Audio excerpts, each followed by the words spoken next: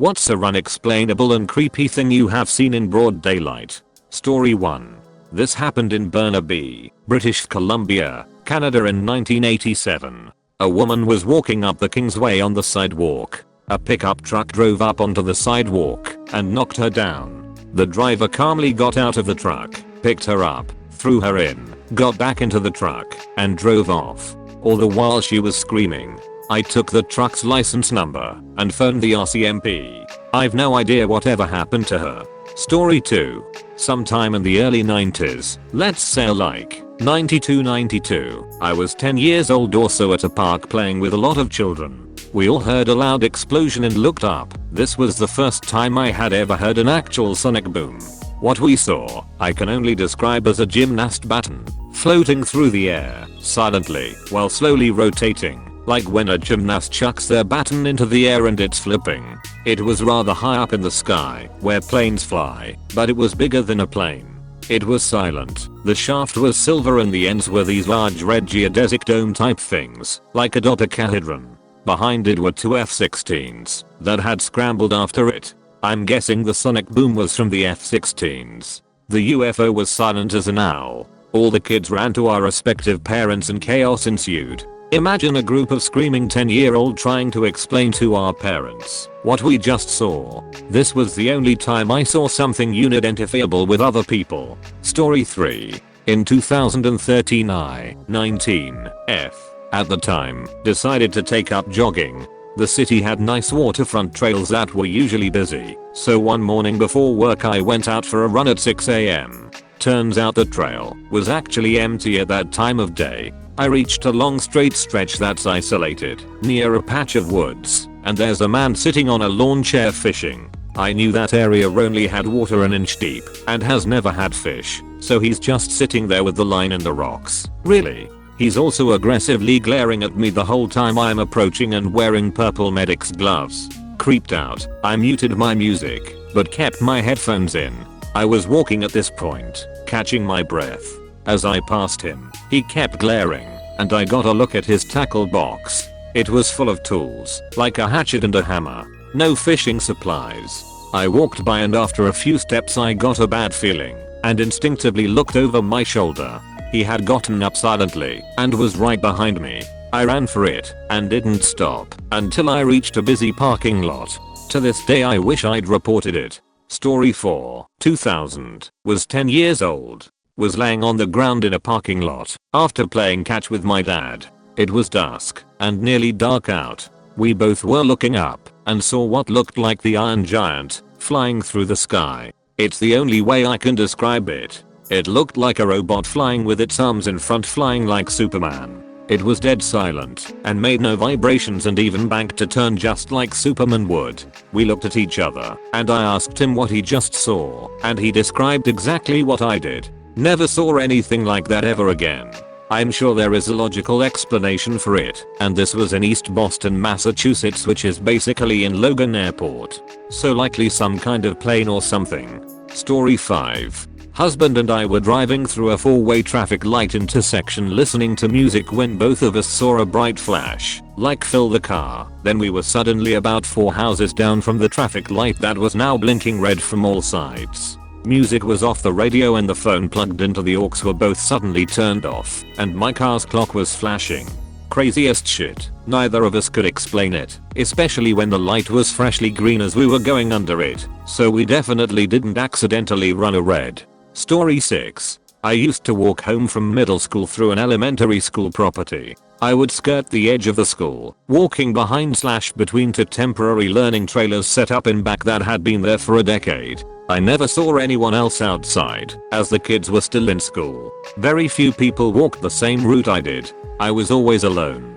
I only knew there were other people that sometimes walked it because of trash that would accumulate. One day I walked between the trailers and there was a bloody handprint on one of them. I knew it hadn't been there before, and there was no evidence of blood anywhere else. Very creepy. It stayed until it weathered away too. No one ever cleaned it up. Story 7.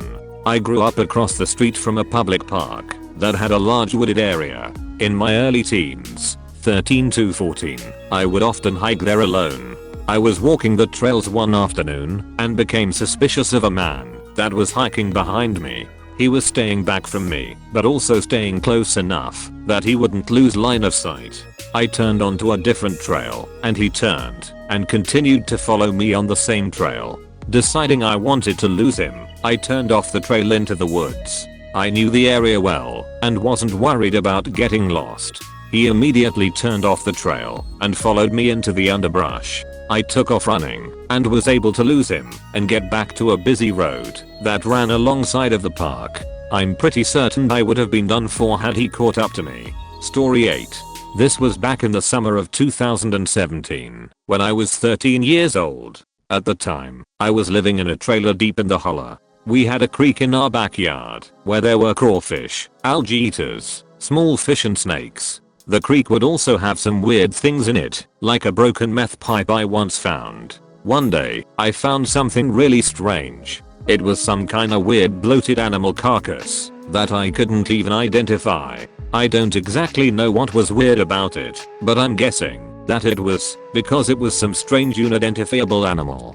I was also deep into the woods when I found it, so I reckon that added to the eerie feeling of the situation. Since it's been a long time, I can hardly remember what the carcass looked like, but it had a kinda dark pink color, and it seemed to have no hair or anything on its body. There were no distinguishable features either, like a head or limbs, so I really couldn't make a guess on what the animal was. I reckon this is tame compared to what others have shared, but this is probably the strangest thing I've seen in broad daylight. Story 9. In the summer of 2019, I went out to a lake a little south of the city I live in with a few friends. Rode down with two of them. As we are coming back home, it's starting to hit twilight. Like not dark, but light is fading. As we are coming through the outskirts of the city, through the old downtown of one of the absorbed communities, there's a woman standing on the corner with a grey trench coat and a large black brimmed hat. I remember mentioning something to the other two people in the car about how weird it was for someone to be dressed like that in the middle of summer, but oh well. As we went along further, we rolled up into the more suburban area, and there she was again. Like 2 miles down the road. Grey trench coat and a big black brimmed hat. Same side of the street and everything. I've brought it up to both friends since, and neither remember it happening despite the fact we all flipped shit over it too. Story 10. I was with my little guy at the park on a busy evening. Really nice neighborhood in LA. There was always an older man who would show up early evening and play instruments and blow bubbles for the kids. He's there and kids are gathered around him. I look away to tend to my kid, and when I turn back around, Music Man is wearing a latex pig mask. Like from a Saw movie. Just the creepiest mask you've ever seen. He's just staring right at me. I grabbed our stuff and left. Story 11.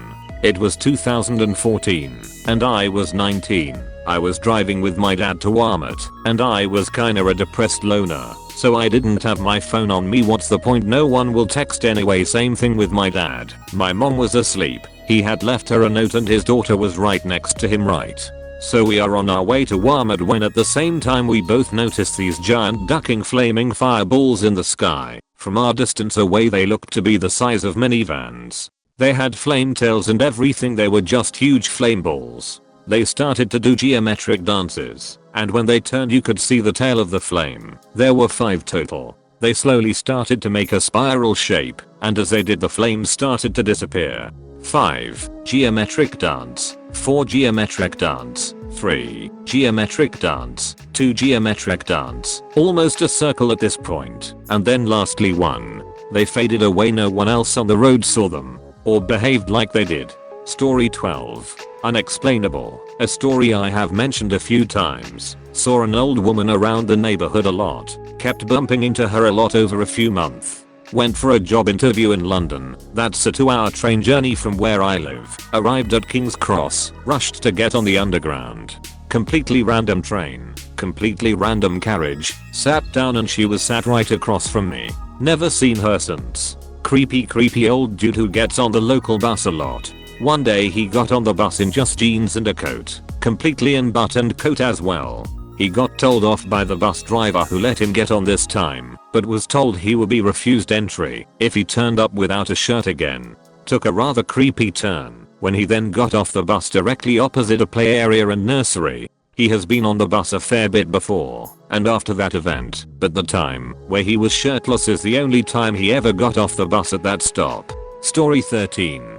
I was standing on the sidewalk outside my apartment near downtown Atlanta, so I could get a signal on my phone while talking to my boyfriend. I lived on the street that separated a good but sort of rundown neighborhood from a rough but friendly neighborhood full of blue-collar families. I stood on the sidewalk talking to my BF, who lived in Florida and thought Atlanta was scary and dangerous. Way down the sidewalk I was standing on, maybe 12 blocks away, I could see someone or something slowly moving in my direction. I was having a long friendly conversation with my BF, just chatting, and, as whatever it was got closer to me, I started to first mention it to BF, and then give updates. Hey, sorry to interrupt, there's something coming my way down the sidewalk. No, I can't tell, it's too far away. It seems like something black, maybe an inflated hefty bag, but there are like silver flashes. It's barely moving. 5 minutes pass. Okay, it's a little closer. Definitely some black sort of round object. A homemade car or wagon. And there's a person running around it, kneeling. 10 more minutes, 6 blocks away. Yeah, it's still coming. It's really moving slowly. It must be extremely heavy. There's a woman in a white shirt that is like flashing or something. She doesn't seem to have any pants on. 5 more minutes, whispering into the phone. Whoa, Oklahoma, it's a huge black metal grill. But not just any grill. This is like a professional grill and smoker combo. It's the size of like a Volkswagen Beetle, seriously, and it's got a bunch of tools hanging off of it and clanking around. Man, this grill probably costs like $3,000, seriously. It's got teak accents and everything. How is she moving this all by herself? She's so little. Where is she going? The person moving the grill was a teeny tiny model thin young black woman. She was wearing very high shiny black patent leather stilettos, bad shoes for walking, much less moving a 2-ton grill, and she had on a vintage beaded white flapper type dress that came down to her mid-thigh and threw blinding silver spangles off of it in the afternoon sun. She was hard to look at, she was so sparkly, and was in vivid contrast to the dark metal of her burden. The woman was very smartly dressed, and was obviously on her way to a fancy get-together, to which she had apparently pledged to bring a grill.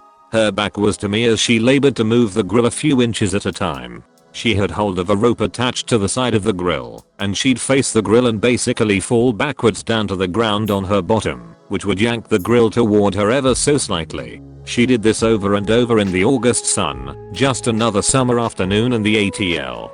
When she got about 10 feet away from me, I, still on the phone, hopped up on a small patch of grass to give her room to pass. Hang on, I said into the phone. I gotta talk to this lady. The woman and her grill finally came even with me. She was looking down at the ground, concentrating. Man, you sure picked a hot day to tote your grill, I said to the side of her smooth black bob. But I love your dress. The woman looked up at me and graced me with a wide, friendly smile, which was almost obscured by a short thick beard and mustache.